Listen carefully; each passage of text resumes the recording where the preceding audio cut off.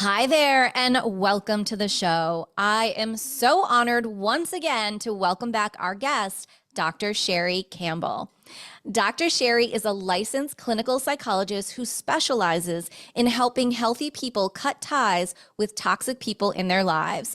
She is a nationally recognized expert on family estrangement, a best-selling author, TEDx speaker, a top 1% podcast host of her show, Therapy Sessions, Cutting Toxic Family Ties. She's a well-known social media influencer and a regularly featured media expert. And we are honored in our series that we've been doing here, Therapy Sessions, we have chatted about how to survive toxic family members, what steps we can take to heal. And here in our third session, we are here to talk about taking that one step forward, how to have healthy romantic relationships. Welcome to the show, Dr. Sherry. Thank you for having me back. I love being on your show, Jennifer, and this one's going to be a good one. Oh, it is. I am so excited. And so I figured we may take one little step backward in order to take this huge jump forward to help people along. If they haven't already listened to our other two episodes, they can grab those afterwards. So I wanted to jump into what you talk about in your book, Adult Survivors of Emotionally Abusive Parents, your latest book. You talk about the three aspects of healing self: the inner child, the present day self, and our future self, I like to say our higher self. And you talk about to know love is to know yourself. And so we want to talk about how important that very step is before you can really jump into that romantic relationship. I think that we can jump into romantic relationships to sort of get mirrored to us where we don't know ourselves very well. I would say that my most toxic romantic relationships have probably been my greatest guides and teachers, leading me to me. Right. So I was not loved. I wasn't cherished. I was a commodity. I was a piece of property. And I did not learn to know myself because my way of surviving, like many survivors, was to please my perpetrating parents. And not that I ever successfully pleased them, but it was better than going against them because that only created my demise. And the benefit cost to that was zero for me. So there's no way to get to know yourself if you grow up having to please for survival. You grow up trying to be the version or image of what you think someone outside of you wants you to be. That causes you to attract people who will not honor you. And you will be running around playing this game of who do I need to be in this moment? Who do I need to be today? Who do I need to be this week? And that's sort of when we get to this place of just such intense heartbreak that we either get stuck there and we stop evolving and we just blame the people that we're dating that were selfishly using us, but we have to take accountability that we allowed that and why. So everyone always in our culture says, including me, love yourself. And I think that's appropriate for some part of someone's journey who's evolved. Self-care techniques, I totally believe in. I recommend them, but those things have never led for me to self-love. I'm just doing loving things for another person I don't love, right? So I couldn't love myself until I knew myself.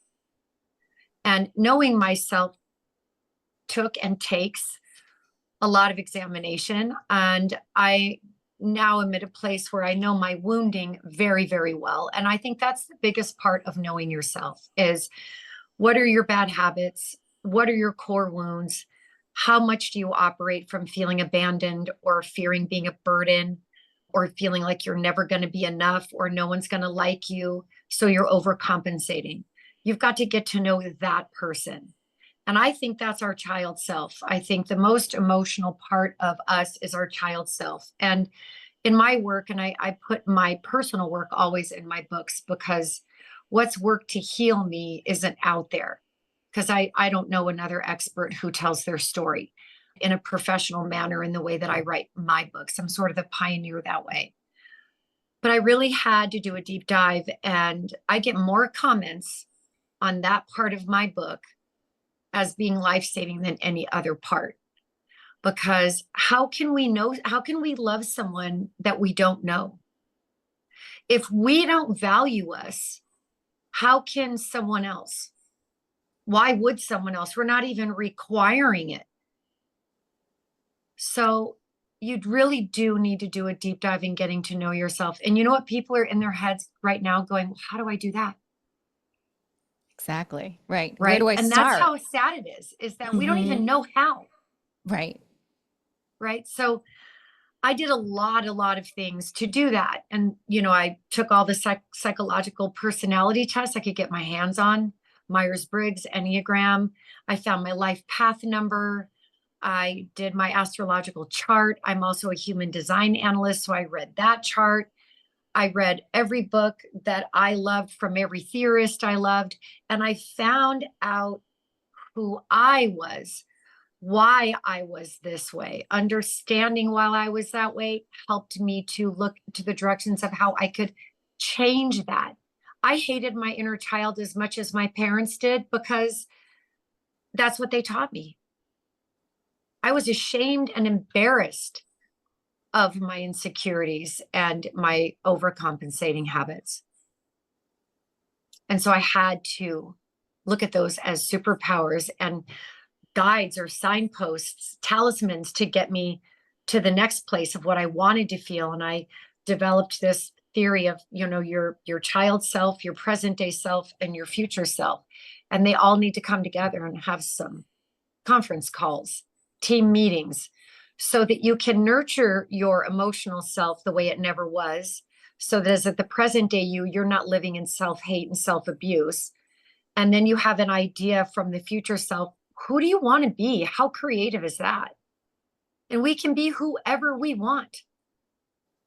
And so that tripart theory that I developed has been the most powerful healing tool for me personally as a survivor.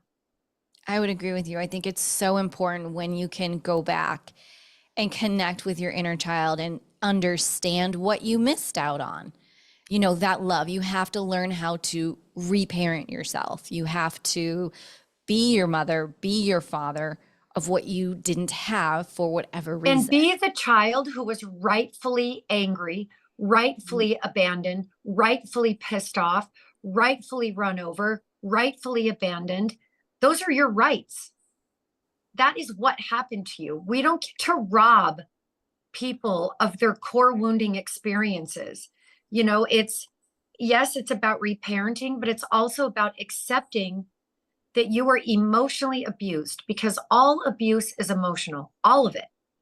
When my dad punched me in the face, that made me sad far longer past the time my injuries healed. When he called me a fucking prick, that hurts my feelings today, far past due the time that he said those words. If you are molested, I promise you're hurting today, far past due the time that your last physical act of being molested happened. All abuse hurts us. And I gave my inner child her world back, and I let her feel it and I let her own it. And then you can go in and reparent, but I didn't want to reparent a pleasing child who still was not allowed to own and live in the rightful feelings that she deserved to have as a natural consequence to her abuse. Right. No, it's so well stated. It's so important to just get back. And it's such a powerful healing process when you work with your inner child and when Oh, you yeah. allow yourself to feel those emotions. Your whole world changes. You literally are that phoenix that is coming up and rising again, yet as that little child, which is so important, as you say, to integrate with who you are today and That's with right. your future self where you'd like to be headed. And the one thing I would say that I learned the most from going through that in my journal, is it sort of beautifully manifested as something I should do, was the only part of me that has never lied to me was the child self. She was the most honest of every aspect of me. And it was her honesty and sensitivity that got her scapegoated in the first place. So she's the real hero, little Sherry, as I call her in my book. She's the real hero. She pestered me and destroyed my life until I listened to her. And Mm-hmm. I woke up to her. I didn't wake her up. Here we go. Tears are coming. Yeah. I mean, but I feel that so deep in my core when you say that. I truly feel that Yeah. so deep. Yeah. And I don't think I haven't seen anyone else sort of have that experience or at least write about it or talk about it. But I admire her more than anybody else, far more powerful than even my future self, because I'm creating my future self out of the child self, right? So she just wouldn't stop until I listened. And that is what children do. They don't stop until they're heard. And if Hmm. you don't hear them, they will estrange themselves from you. And then we become estranged from within until we listen to the person that we left to protect, to the aspect of self that we left that family, those parents to protect. We still have to do the work. Leaving and estranging is only the very first step of your healing journey. You really cannot heal if you have very sadistic parents until you estrange. But what they've done to you is still yours. It's your work. It's your inner child. It's still your responsibility. Our perpetrators aren't going to come in and fix it. Certainly not. We know they just pop back up to try to continue to trigger it. Absolutely. And we've both seen that. So you're saying there's hope.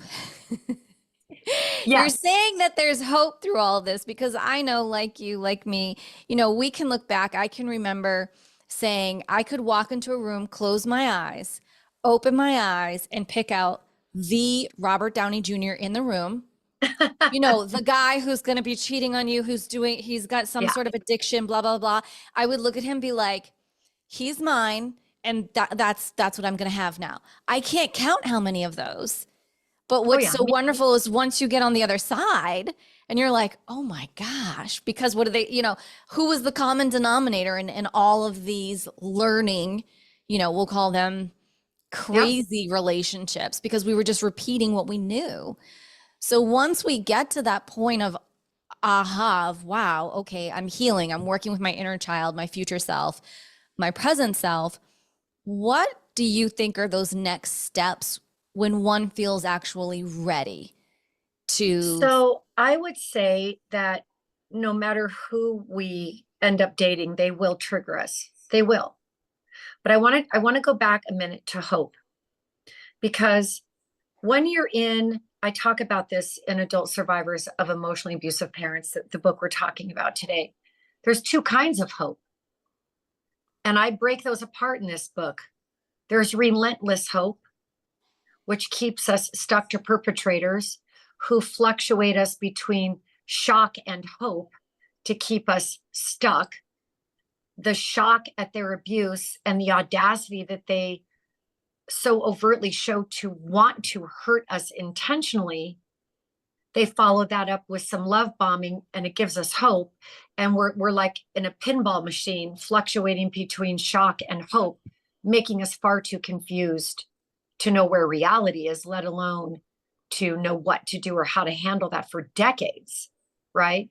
Right. So we learn in that dynamic relentless hope, that hope that our perpetrator will finally wake up, see what they've done, own it, and change. And that is the type of hope that becomes rope. Okay. Metaphorically, hope is dope. So we don't want to get high or hung in relationships where we have a relentless hope in someone who will never change.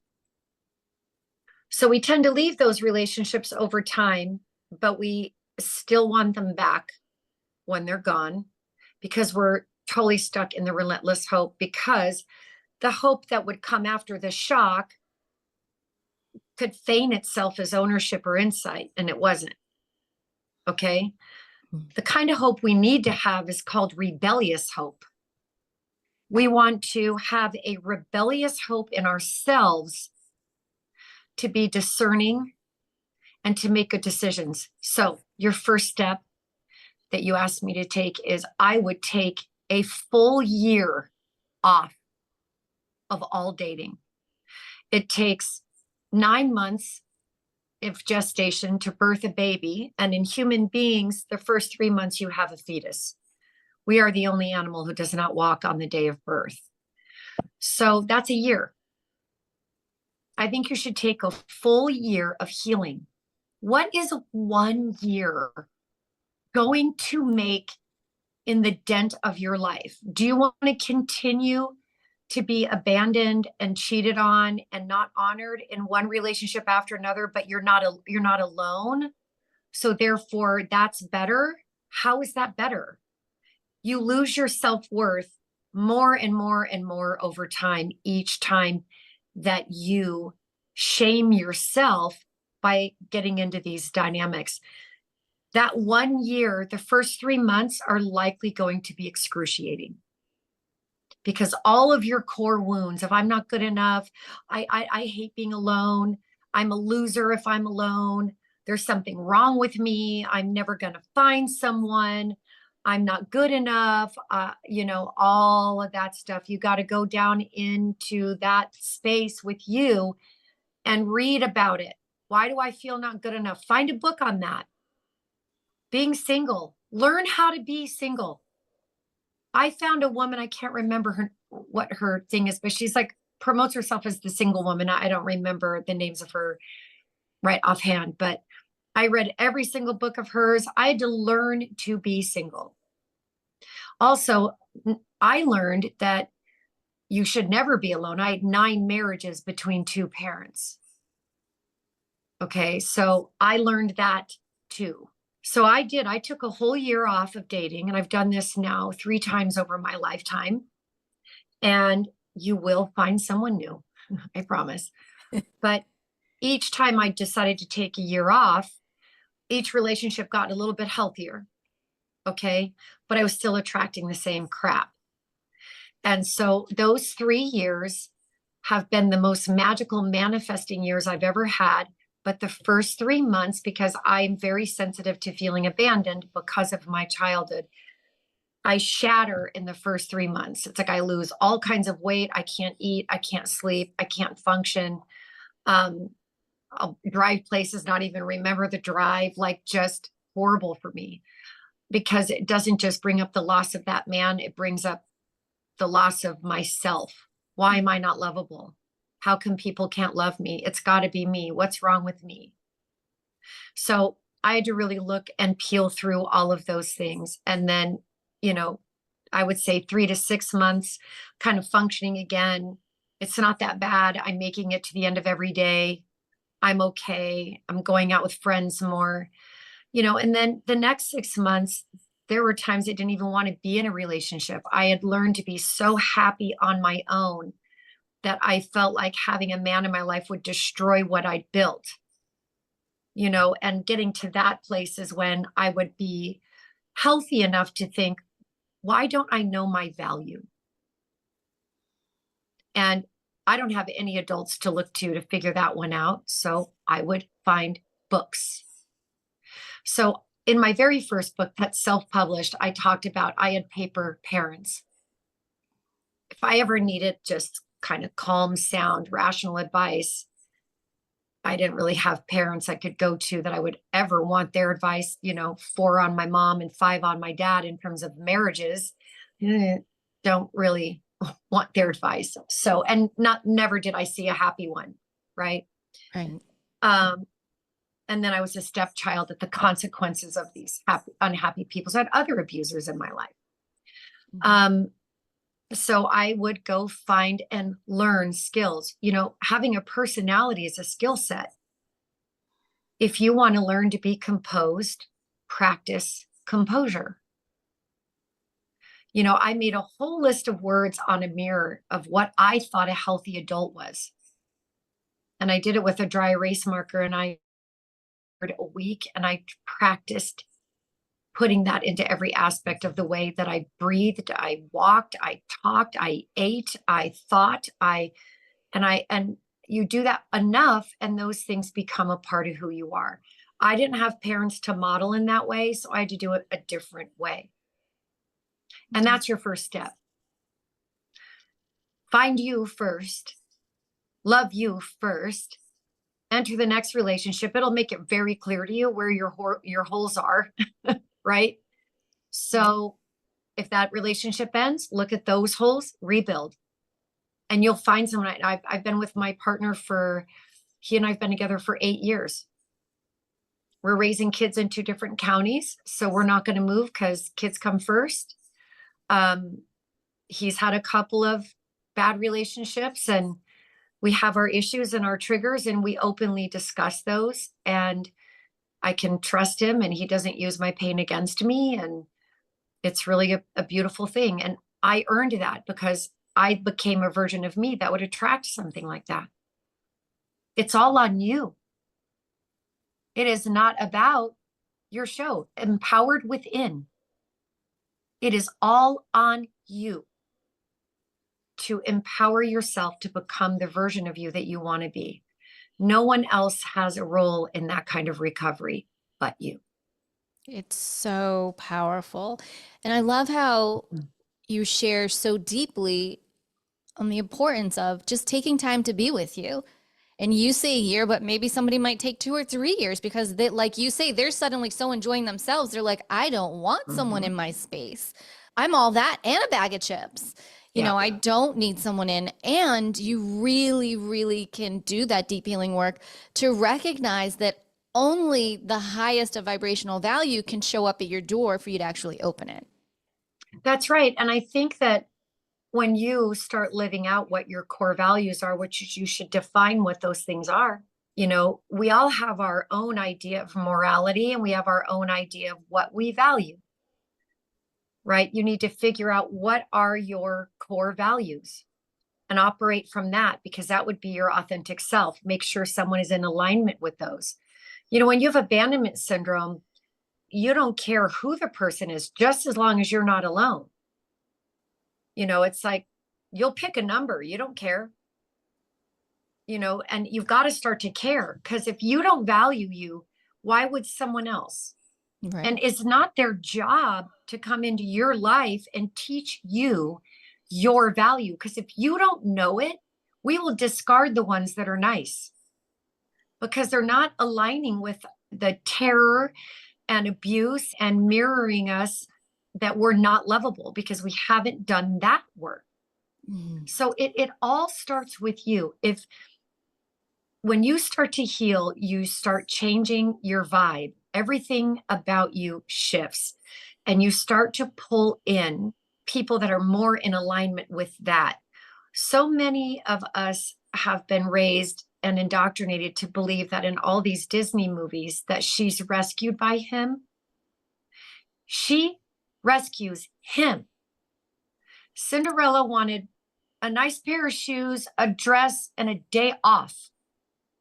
He was looking for her. She didn't even know she was dancing with the prince. She had no idea. She bails. And what do you do for the rest of the movie? Right. He's trying to find Spent her. his life looking for her. Beauty and the Beast. She saves him, pulls him out of his animalistic, immature narcissism, and introduces him to a deeper, more love-filled life. So we could go on and on in every movie, but he's looking for her. Entangled, who saves who transforms who, right? So I love men. I'm not here emasculating them. I'm here to empower women, though, that you bring heaven to earth. How much more powerful can that be? Our men, they bring us a grounded security. Women want security. There's nothing wrong with that. And that doesn't mean fiscally. We want a strong man to help us keep our feet on the ground. My man is so strong that watching me shine is his greatest joy. It doesn't emasculate him. It doesn't make him less. He is so proud of the woman that he has. And I have a very masculine boyfriend, and I love following, because I'm type A all freaking day. And I love being just a freaking bobblehead on where we're going to go for our date, where we're going to go for a hike. I don't even have to use a brain cell. I love that. But if I have an interview in LA, he goes with me. He loves watching me shine. He heard my TED Talk 7,000 times. He loves watching me build me creatively, spiritually, intellectually in my career. Doesn't make him feel like less of a man. It makes him feel like more of a man. Right. And I found that because I built my way there. And I've also had hard lessons in this relationship. So has he. And we're building together from our core wounding what we each have to look out for so we don't hurt the other person inadvertently. Right. So I'm not unique. If I can do this, you can do this. But what I would tell men or women listening to this show, if you want change, change yourself. Right. Because it all If you want hope, have hope in yourself, not love out there. Have it here first. Then you will attract it. You won't even have to look for it. right. It'll just pop up. Yes. It'll just happen. So for those that are out there, you know, when we look back and maybe, I don't know if you went through this, but I grew up with you should always stick it out. Yeah. You should always stick it out. Well, can I tell you that I drowned myself over the years in sticking it out. Now it's almost I don't want to say it's to the other side, but now it's like, if I even barely see a little red something up, I'm like, peace out. Yeah. And I think that that's a phase to go through too. What I always tell people is you will know when. Also, when something is meant to end, it's going to end whether you want it to or not. So I try not to encourage either way, even in couples. I don't encourage either way. I don't encourage sticking it out. I don't encourage one red flag, go. I encourage you listening to your body and looking at the percentages of happiness to unhappiness over a duration of time. If you're 90% unhappy over the course of time and you're living on breadcrumbed hope, you got to get out. And you know how also you'll know? You'll start losing friends. People won't want to talk to you because they're so tired of the same story. Because at some point, you just look like a victim. And honestly, you're allowing yourself to be one. And I know I've been there. That's happened to me. I then was in a relationship that had to be private because no one wanted to hear it anymore. And as I was watching people lose respect for me, I started protecting my secret. I was like 25, but instead of like, wow, I must be losing respect for myself and I don't know it. Well, I never had self-respect. How would I know? Mm-hmm. So I think all those phases are important to go through your growth. But we have to keep in mind that all of us, including us, as healed as we are still imperfect.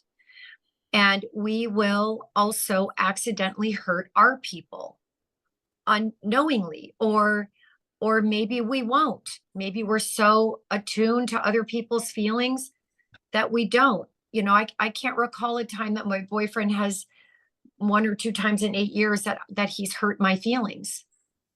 Okay, he hasn't had near the trauma I've had. So we've had far more discussions about my feelings being hurt. And I'm a girl, right? I have more neurons in my brain, especially in my gray matter. I experience more negative emotion than a man does and ever will because that is my brain. But can we talk about it? Can it be civil? Can it be raw? And can it be understood? Yes, or I wouldn't be here 8 years later. He doesn't have near the trauma I do. He doesn't sometimes know when it's not nice or when it's, hurtful, but he learns and he's more than willing to, and there is real change. So that ends up making us feel closer, not further. Right. So you've got to get in and you've got to play with the magic. You've got to allow people to be human and cipher through, is this toxic or not? You might not know for a while. but time will tell you. Absolutely. And do you think when you began dating, was it something that or you allowed to organically unfold as far as maybe what your triggers were or what they want? Or did you actually have a conversation at an appropriate time of going, this is kind of what I've been through. And so this is, how do you manage that? How do you, work through I that? learned the hard way in other relationships with men that when I told them my story of trauma too early on, it was just used against me as a weapon later. So this guy that I'm with now, I met him the weekend after I cut ties with my mom. And I didn't talk about it for the first year. He knew something had gone wrong, but I said, I don't know you. I don't know your family. Like, And nor was I even ready. I don't think I was in therapy. He knew. And he was always just like, I'm here if you ever want me to know.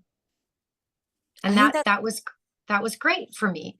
There's things even now, I'm a very suspicious person, unfortunately, or fortunately, because of how I was raised. I would say over 8 years, there's only been 2 times that I've really let him in and openly take a tour of my pain in my basement. I need to learn to do that more. And that's both of those times have been this year. yeah. So he's like, why don't I know these things about you? And I'm like, because they're mean old monsters in my basement and I don't like to go there.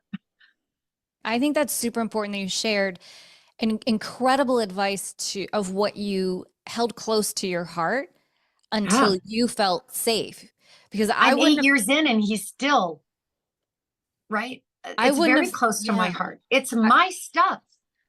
I wouldn't have thought about that as someone using it to weaponize against you. But when you Oh God, said that, yes. I like had some flashbacks and I'm like, oh yeah, actually that has happened in the past. Oh, I So had a guy say, oh, if people just don't do exactly what you want, you cut them off. mm, I'm sorry, but it took me 4.5 decades to do that. I'm not canceling people everywhere. And by the way, I was cut off. I was the one who was cut off. But that was used against me. right. And that was very painful. I would also say for both men and women, I knew nothing about men. I didn't know about their brains. I didn't know how different they were. I didn't realize that I was wanting men to respond to me like a girlfriend would. I had no idea. And because there's no courses to help us understand men, I realized how much I was doing wrong just being a girl. Okay, so right there, what were the top three things that you think you were doing wrong that can help us all? Okay. I would be the giver. Giving is masculine, receiving is feminine. I would give give too many words, and I would do it sort of from a place of like, duh, because you hear men are dumb. They're not dumb, but they do only use one side of their brain. And I understand why they do. They are built that way because that's how God made them for their sole purpose on planet Earth, which is to face fear every day and bring home the bacon. So if they had all of our gray matter and a bird flew by, they'd be like mid-kill, like, did you see that bird? They'd die. Right? Okay. So I don't text him first. I don't call him first. In theory, maybe he would like that. We talked about this in the beginning, but for him to have the conversation I need, he'd have to come all the way back from hunting, put down all his things and that file, pull out my file to give me the attention I want. Mm-hmm. So I allow him to be in his full masculinity. I don't text him during the day. He's working. I have so much respect for how hard he works. I don't bother him. I can wait. If I'm a mature woman, I can wait. I was a grown girl. I was like, take care of me. I'd call not this person, but other men in the middle of the day. They'd be like, yeah. And I'm like, oh, guess you don't want to talk to me. Guess I'm bothering you. I projected all my shit all over them. Really, he can't do two things at once because he's not built that way. It's not because he's dumb. So when you tell a man something, And it's so clear to you. And I would say that women, hands down, are almost always right because of we use both sides of our brain. But how we communicate it is almost always wrong. We can be very self-righteous. Like, why don't you get it? Well, you need to tell them, give him bullet points, not all the words. We use 20,000 more words a day than a man. Let him go in his cave and don't do this. Just let him think about it. Let him digest it so you're at the same level. Then you can have a really good conversation. And he will see you.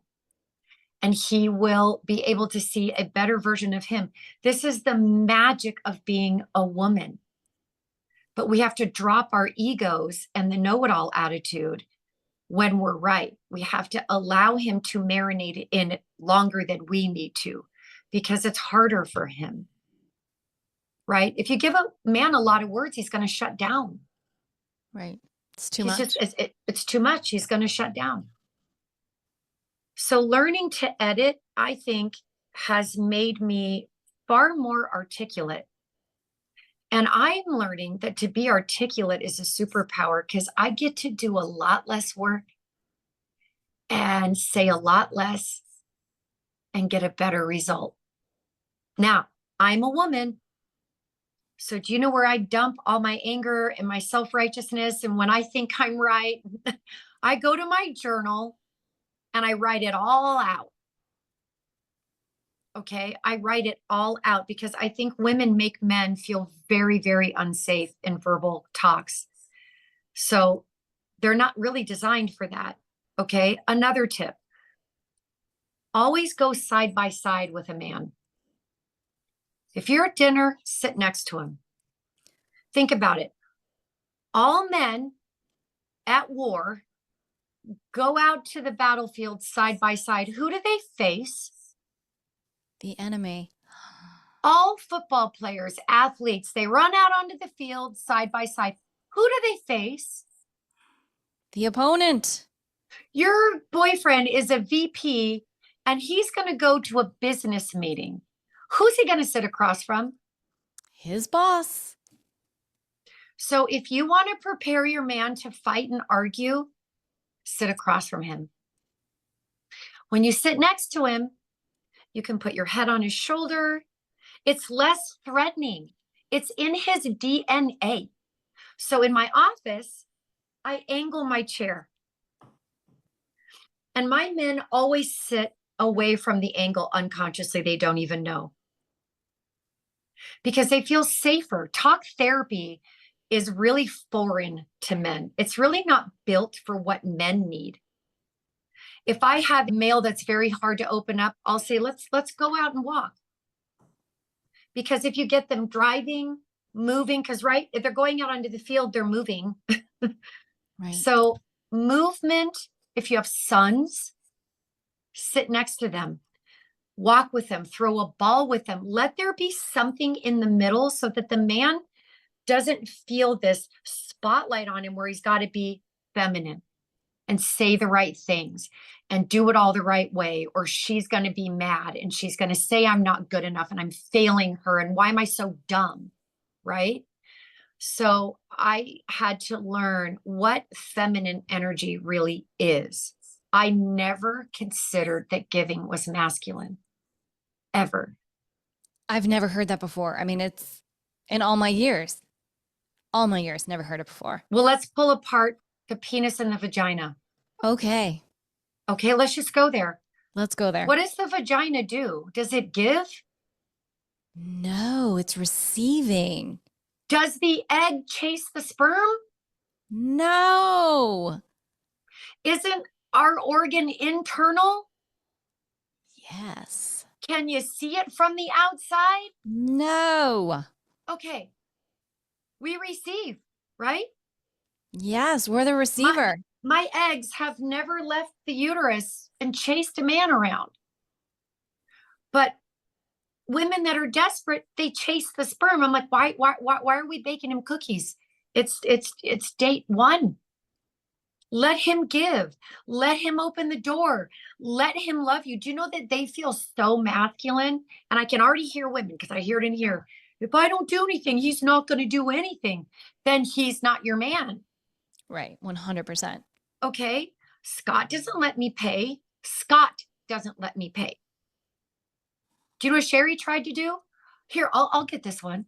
Some men will let you do that. I don't think it's wrong, but it's not feminine on my part. So I learned about feminine energy, and my God, I was working so hard to be a dude so that I could have control, so that I could feel safe, so that I could have, right? I couldn't wait. I didn't trust that if I waited, that it would actually happen.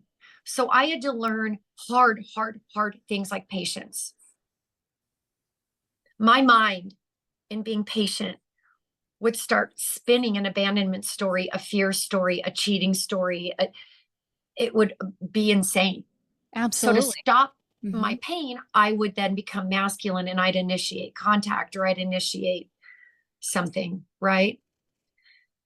And I was attracting really all the wrong men because I was being the wrong woman. I didn't love me. So I had to learn to sit in fear. I had to learn to be patient.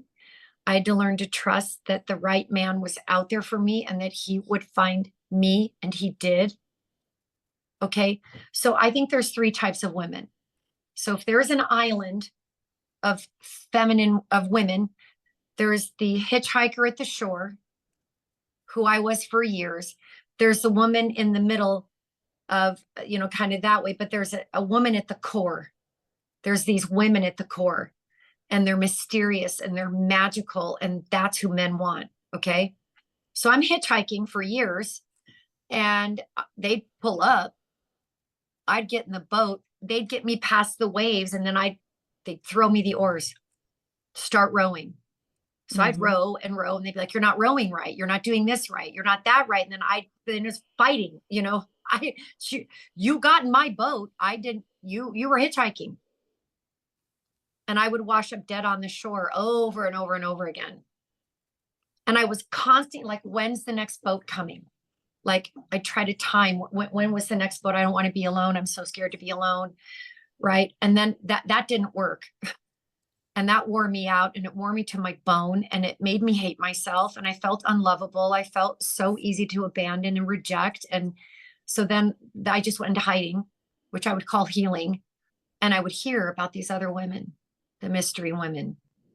Okay. These bitches are magical sorcerer, manifesting beautiful women who are so happy and living in their own feminine lives. They don't even know boats are going by.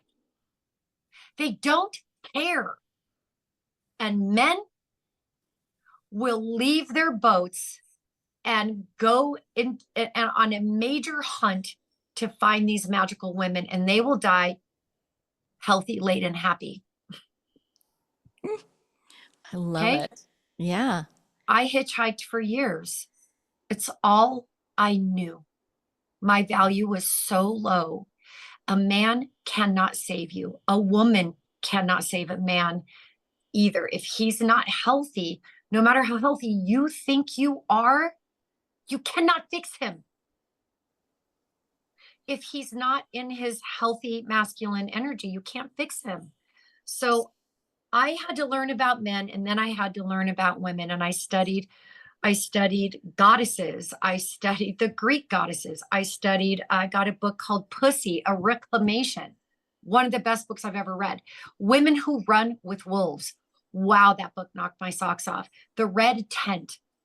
I love feminine, round, soft, receiving, patient, articulate, smart, magical energy. And I live it every day now. And it is what makes my relationship work, because I stay feminine. When I'm masculine, I'm afraid, I'm insecure, and I'm feeling afraid. I'm feeling I need control. And that's what masculinity manifests in women. Okay. A man doesn't want you to come in and control him and tell him what to do and be his boss. That's masculine. Nor is it his job to tell you what to do or order you around, unlike Harrison Butker may be thinking. But I do believe that it's important to know who you are. If you're a woman, have you ever studied being one? Do you know what it is? Have you ever studied feminine energy? Have you ever read a book on this? Do you know what masculine energy is? Do you know how masculine you are every day? I love women. I wouldn't say I'm a feminist because I think men are equally important in earth and for our lives and our kids. Not all women are in their feminine energy and not all men are healthy in their masculine energy. We've got a lot of masculine women. I really prefer being feminine. It's so much more lovely. It's so much more easier. It's It's just so much. flowing. Yes. You're just flowing. Yes. When I get women insecure, like, should I call? Should I call? I'm like, I don't know. Do your eggs want out? Do they want to go chase the sperm? Like, wouldn't you feel better in the big picture if he really actually did reach out? It was his effort towards you. Can't you wait for that? Or you're so scared that it won't happen that you make it happen, but that now you're the man. I mean, if you want to do that, you can. I'm sure he'll answer, but then you're going to always be the leader. Right. And then he'll let you row the boat. He'll get a free ride. He works hard all day. Why not get a free ride? You know what I mean? So I would take those steps if you want healthier dynamics. Those are brilliant. I love all of those. So I want to ask you this because, well, you are the expert here. Throughout, and you've shared some, but this is, I think, going maybe one step deeper. Throughout all of the experiences that you've navigated with your romantic relationships, what really has been the most profound aspect that you've learned about yourself in the process? I would say really embracing being very feminine has been the most joyous part of my life. Like, future Sherry for me is like sorceress, witchy. She's so magical and so wise. I love imagery. I love metaphors, right? So I have a healing room at home in my house, which I think I described on another show. But I think of things like in Pocahontas, the wise willow tree. I love finding myself. I love discovering myself. It is such a didactic, beautiful, but all internal process.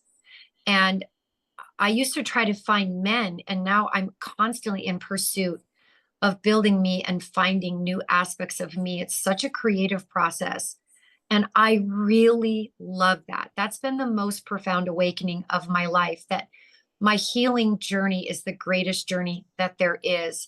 And discovering me and building me and rediscovering me and remembering me and stinging over my bones and doing all of that healing work is something I don't ever want to stop, because it keeps me alive. That I get to write myself back into existence through a journal or my books every day in such a creative process.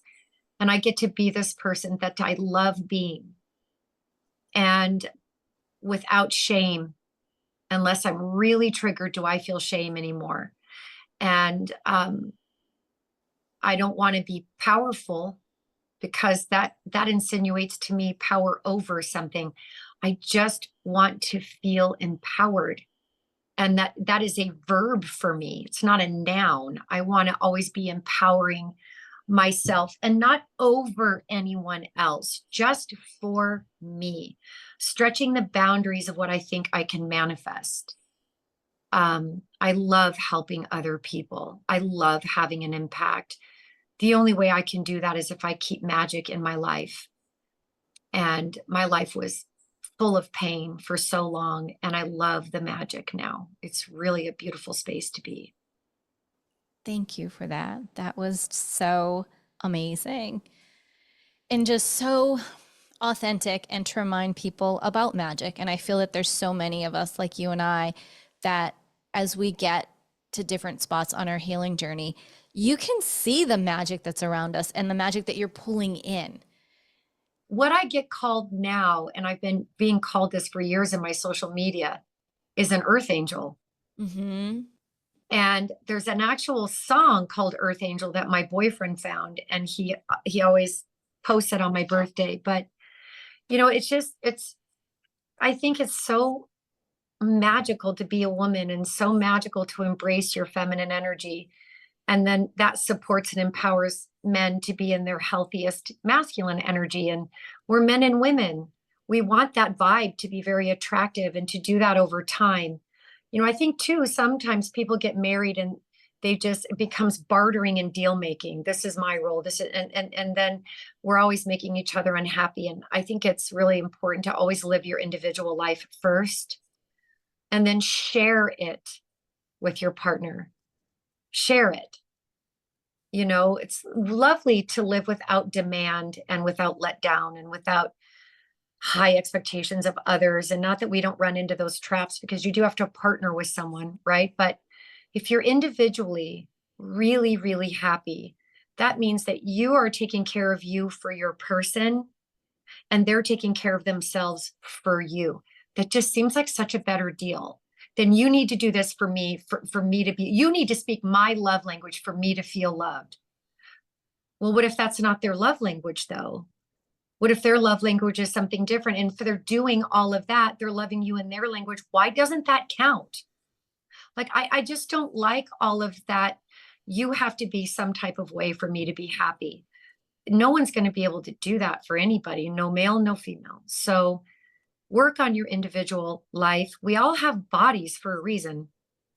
Like, if we're all supposed to be one, why would we separate out into all these different bodies? Like, we just be a blob of some other type of thing, right? So Exactly. we're supposed to have separation and individuation. And in fact, eroticism, keeping sex alive, really has more to do with distance than closeness. Oh, do tell.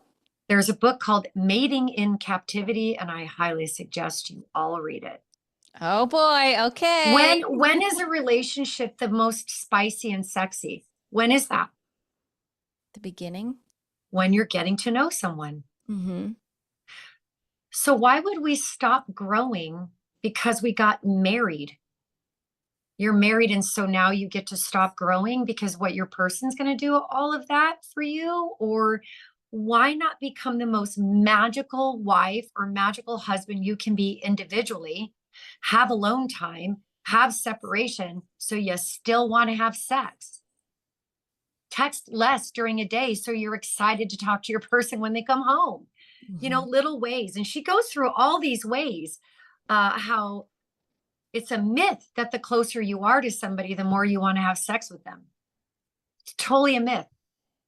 Well, I mean, it goes back to all the programming. We've talked so much in here. We just made like 5 other podcasts about what's gone on in our society and all that jazz and where has masculinity gone and femininity, what you're saying is so important. And it really just goes back to the foundation of our world as to Yeah. how it once was. And it speaks to the collective, honestly, and the spiritual Yes. war and the spiritual war that we're in right now. This speaks collectively as to where we're trying to go back to, or Yeah. refresh, or bring anew back Yeah. into the feminine role, which is of the goddess and the gentleman showing up and Yeah. being there with their swords and whatnot. And That's right. But we don't want women waving handkerchiefs from castles of "come save me." right. No. We want to be the woman in the center of the island that is so magical, so intelligent, so in her right, but not masculine. Today, some of the feminists seem like they have bigger penises than the men, and that they want that, and that they're considering this feminist. They're abusive to men and they're feminist. I don't Mhm. understand that. I don't want that part because that's not what I was born with. But I want to know what my part is. I bring heaven to earth. I'm sorry, but I don't need to get into a competition of who can top that. Right. Right. But I want to bring heaven to earth, not just through babies, but through magic, through impact, through intelligence, through being articulate, through being soft, receiving, feminine, kind, generous, courteous, respectful. right? Disciplined, hardworking, all of that can still be feminine because it can be your individual person. And I can still go to an airport with my boyfriend and I can use one brain cell and happily bobblehead along with him.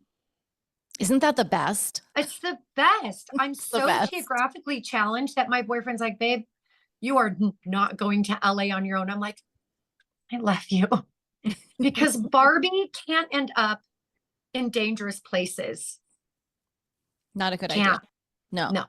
So he takes care of me in those ways. And I take care of him in my feminine ways. But I do love reading those books. I love intuition. I love that my brain is what it is, that I am more attuned to nuances in the environment than a man would be, because if he were, he would get distracted and killed. So I love that I get to raise a daughter. I love all the feminine energy, and I just don't see it as weak. I see it as patient, and I see it as articulate and wise. And I don't need to out control, outsmart, outdo any dude for any reason. That doesn't make me feel more powerful. It doesn't. No. So those are some mistakes that I think are made. And then I think, we lose ourselves and we keep trying to have control in these relationships because we really want to be loved. Right. So it's learning to let go of control and switch out control for allowing. And allowing requires faith and patience, and it doesn't usually happen in the timing that you'd like. Right. Yeah. I love that. So beautiful. This has been, again, amazing. Another mic drop of an episode. I can't thank you enough. Will you share with our community where they can best get in contact with you? I would say my website, drsherrycampbell.com, links to my social media and my podcast, all that stuff is there. I'm very alive in social media. I'm very committed to it, and it's very interactive. My particular following, they really love one another. They're friends outside of my following, which I love. Men and women alike are always welcome. And I love interviewing men too, because I get to hear their voice, and they've survived family abuse as well. So my podcast has a mix of all of that. So, it's just a place to come be loved and to fit in, because you're not alone. No. It's amazing. Yeah. And that's how we connected. And it's been such an incredible blessing since the fall. I adore you. I just adore you. Thank you. I love you so much. It's been a journey for us together. It has. It's been wonderful. It really has. Well, as we close out the show today, is there one last snippet of advice or inspiration that you'd like to leave with us? If you're going to be inspired by anybody, be inspired by you and your growth path. Find it inspiring instead of like harrowing. Find it inspiring. Great discomfort can lead us to the most magical places if you're willing to look at it and help yourself and learn. Just, if you really want to love yourself, you have to figure out who you are. We don't really love people we don't know, right? So know yourself. Let that be your journey. That's been my journey. It's been just knowing me, and I get to know me better every day, and it's beautiful. That's beautiful. Thank you. I love that so much. I love having you on the show. This has been so amazing. Thank you so much for bringing all the gems, your insights, allowing us to be here on your journey with you, feeling safe to be so authentic, and helping us to feel safe to know that none of us are alone and that we are truly all in this together. You're welcome. Thank you for having me always. I just love you so much. Well, thank you. Well, hopefully we'll be back again at some point. But for now, these were our 3 amazing, amazing Sherapy sessions, and we are so grateful to have you. So as we say, until next time, may you live an empowered life from within.